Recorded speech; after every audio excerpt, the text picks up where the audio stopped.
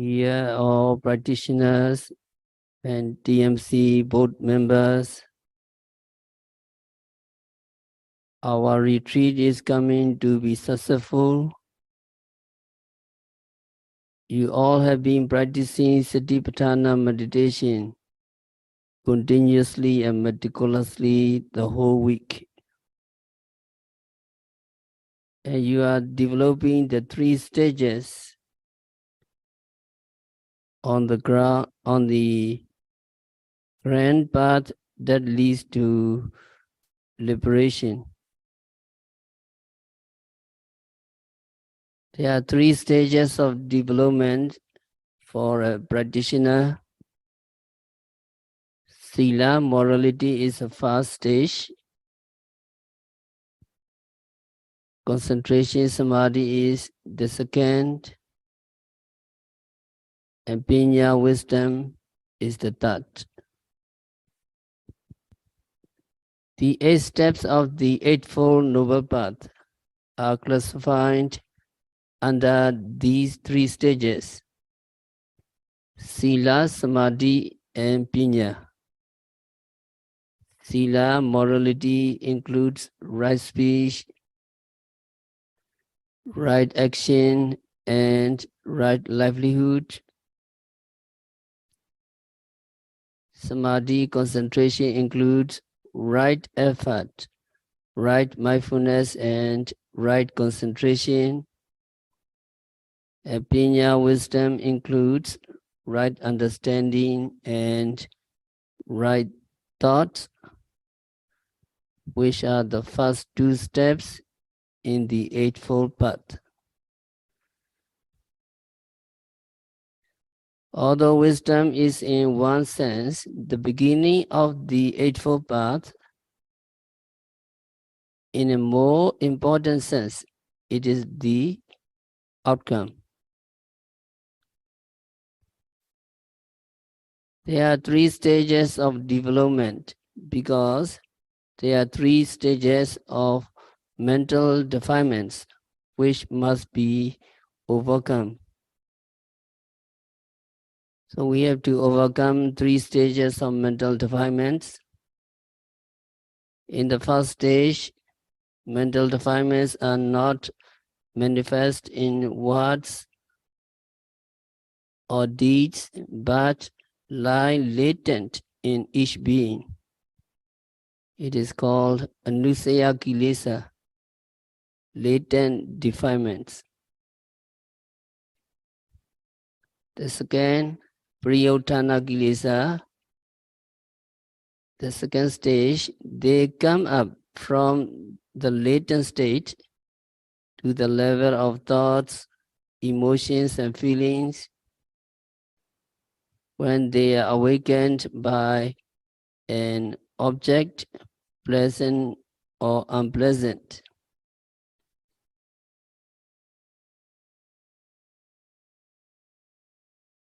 The third one is transgressive.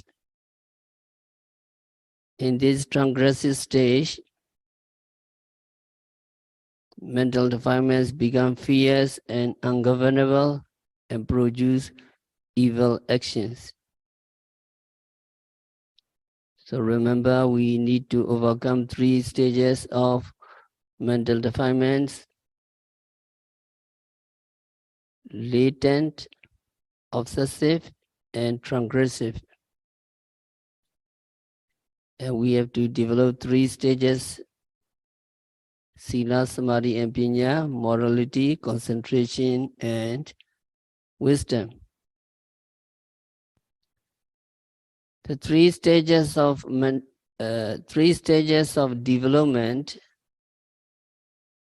dispel the 3 stages of mental defilements. Morality can dispel only the mental defilements of evil action, but leaves untouched the defilements of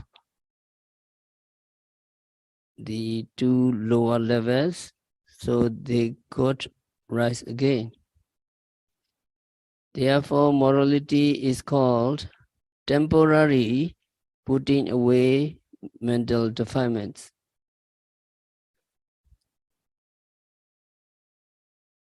During the practice, you observe sila, morality, and then you try to develop concentration moment by moment. You have very good experience to develop concentration.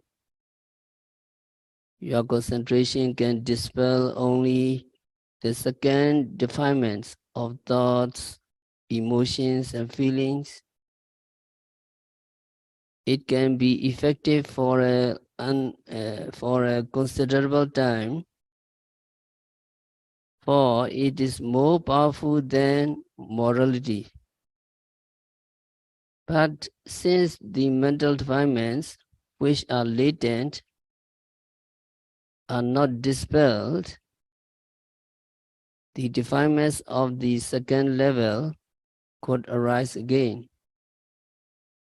So the putting away by concentration is called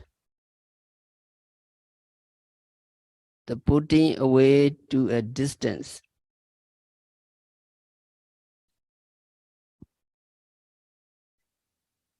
And the mental defilements of the first level, the latent defilements, are dispelled by wisdom, by insight knowledge.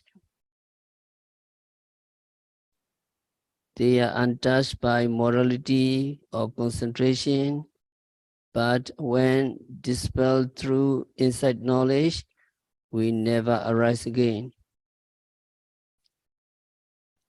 Getting rid of them by wisdom is like cutting a tree by the root. Therefore, the putting away by insight knowledge is called the cutting away.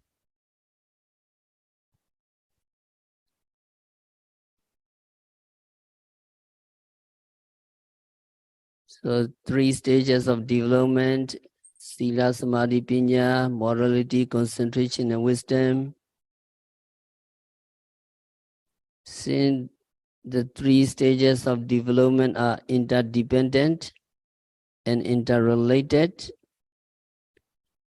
they should be practiced at the same time.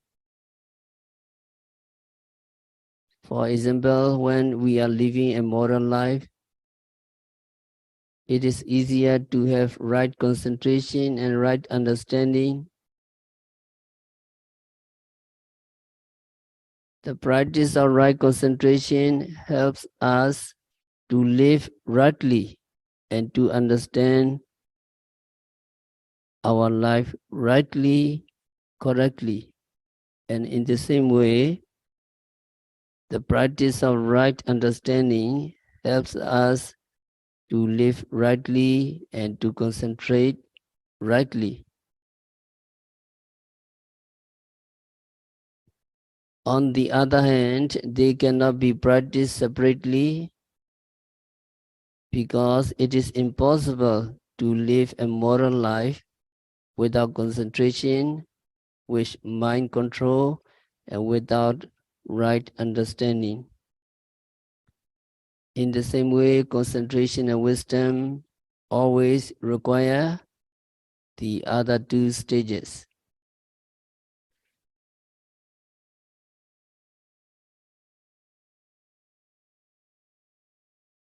The first of the rules of discipline, sila, morality, prescribed for the lay disciple, are the 5 precepts. So lay disciple have to practice 5 precepts always: not to kill, not to steal, not to commit any sexual misconduct, not to lie, and not to take any intoxicating liquor or drugs. But in the intensive retreat, you observe 8 precepts, so your morality is more higher. But in the normal life, minimum 5 precepts are required to observe all the time. So the precepts, 5 precepts, are not the Buddha's commandment, which it would be considered a sin to break. They represent the preliminary ideals of a virtuous life, which a good person will accept wholeheartedly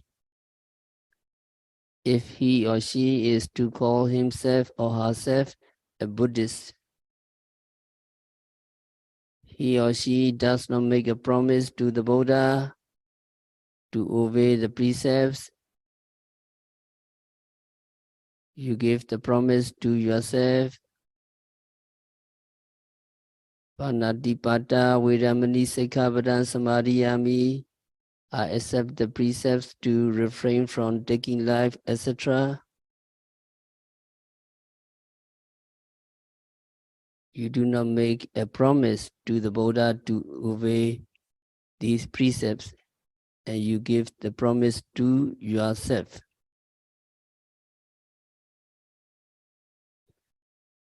Each man who repeats the precepts put himself on his honor to do his best not to break them. And if he or she breaks them, the only repentance which is constructive is to make the pledge to himself or herself again as many times as is necessary, day after day, month after month, year after year, until he wins the struggle against his or her lower nature. A good person must win the goal of purity and nobility by himself or herself. Neither the Buddha, nor angels, nor any celestial beings can bring a person to deliverance. So the practice of moral life is the foundation and essence of Buddhism. A person of right understanding who realizes the law of cause and effect may accept the precepts and then go on a step further and cultivate self-restraint. Since he or she realizes that overindulgence in sensual pleasures is a hindrance to moral and spiritual progress. A meditator who has learned to practice morality and master his senses is inclined to move the second stage on the path to Nirvana, the stage of control and culture of the mind, which brings a higher and more lasting happiness through your concentration.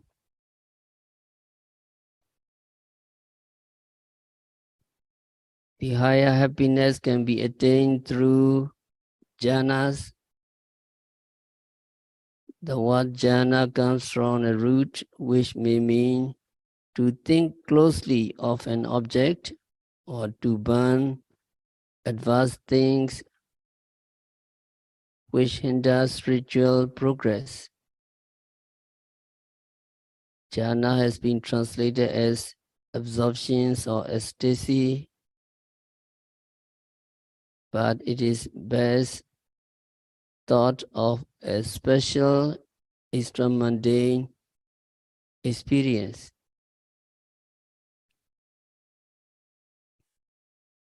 The meditator who seeks the second stage of development selects one of the recommended objects of concentration which appeals to his or her temperament and concentrate on it for days, weeks, months, or years until he is able to visualize it without difficulty.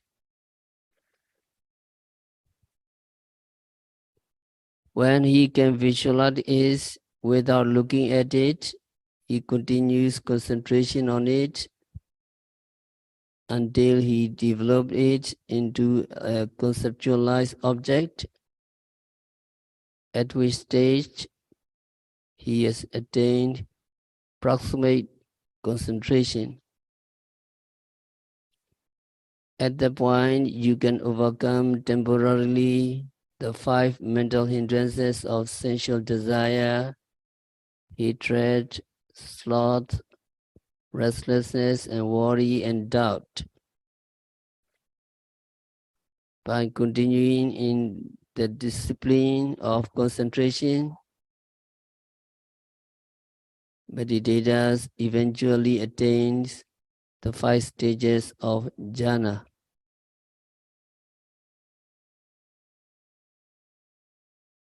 The mind of the spiritual man who has reached such high level of experience through the jhanas is highly refined, yet that man is not entirely free from evil tendency, because concentration can only overcome temporarily the evil tendency of the second stage of mental defilements. Since the evil tendency of the first stage,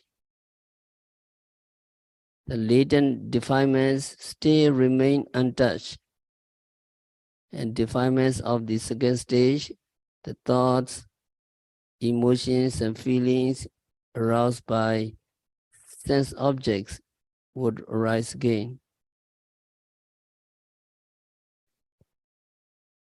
So morality makes you gentle in your words and deeds. Concentration controls your mind and makes you calm, serene, and steady.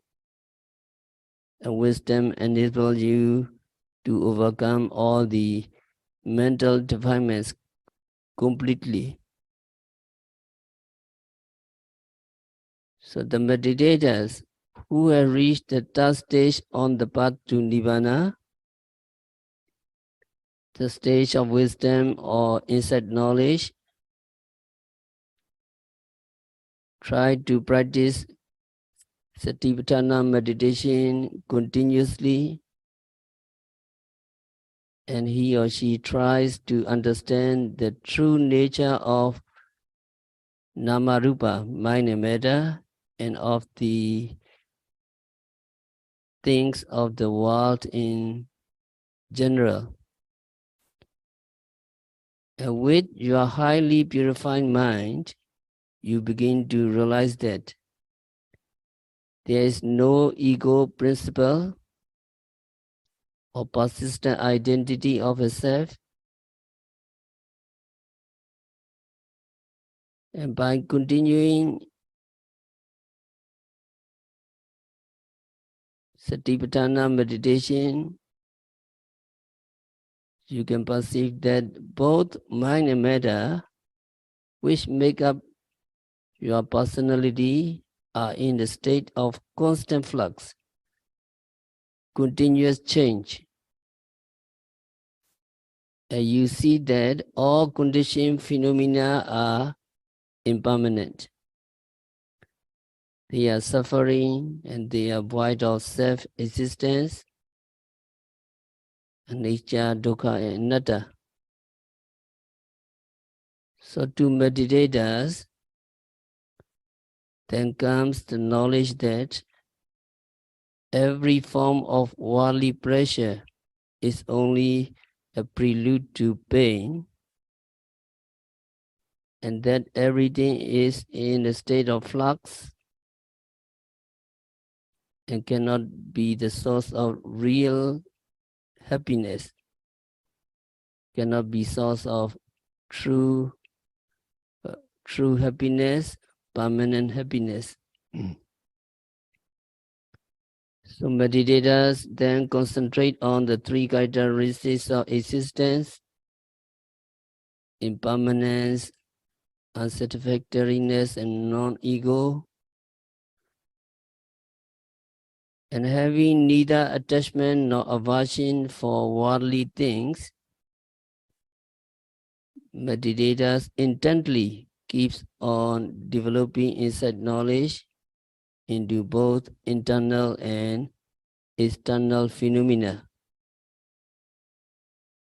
until he or she eliminates the three factors: Sakaya Ditthi, self-illusion, Vichikicca, doubt, and Silabhara Pramasa, clinging to vain rites and rituals.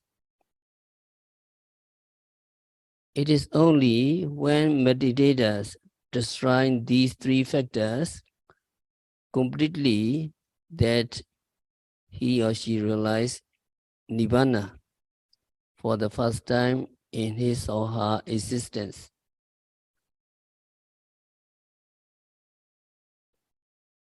At this stage, he or she is called one who has entered the streams that lead to Nibbana. For just as a stream flows inevitably towards the ocean, so the meditator will with certainty attain his or her final enlightenment. But because he has not eradicated the remaining 7 factors, he may be reborn as many as 7 times. When the meditator has developed deeper insight knowledge and weakened the next 2 factors, Kamaraga and Vyavara, sensual craving and ill will, meditator becomes a once returner. Because if he does not obtain final release in this present life, he will be reborn in the worlds of desire only once. When those 2 factors are completely discarded, meditator becomes a non-returner, one who will not be reborn in this world or any of the realms of sensual pleasures. But if he does not attain this final enlightenment in this life, he will be reborn in one of the higher suitable planes or pass from there to Nibbana. The 4th stage is that of Arahant, the perfected Arya, who completely annihilates the remaining 5 factors of craving for existence in the worlds of form, craving for existence in the immaterial world, pride or conceit. He annihilates restlessness and ignorance. Also he annihilates. Then he or she realizes that rebirth is exalted and the holy life is fulfilled, and what was to be done has been done. It is the highest, holiest peace and end of our greed, hatred, and delusion.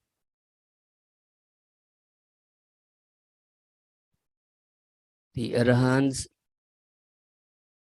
stands on heights more than celestial, realizing the unutterable bliss of Nibbana. There is nothing in him or her to cause him or her to be reborn again, or grow old again, or die again.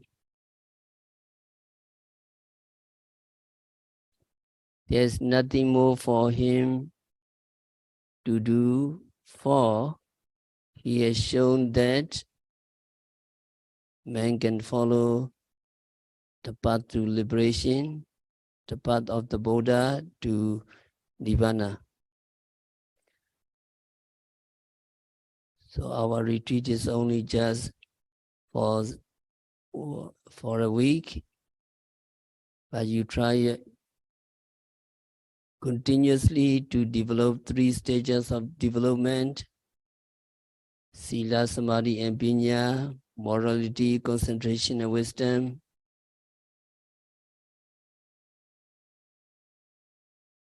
So may you continue your practice in your daily life. May you develop your 3 stages of development on the grand path that leads to Nibbana. May all practitioners realize the real peace in the very near future. Sadhu, sadhu, sadhu.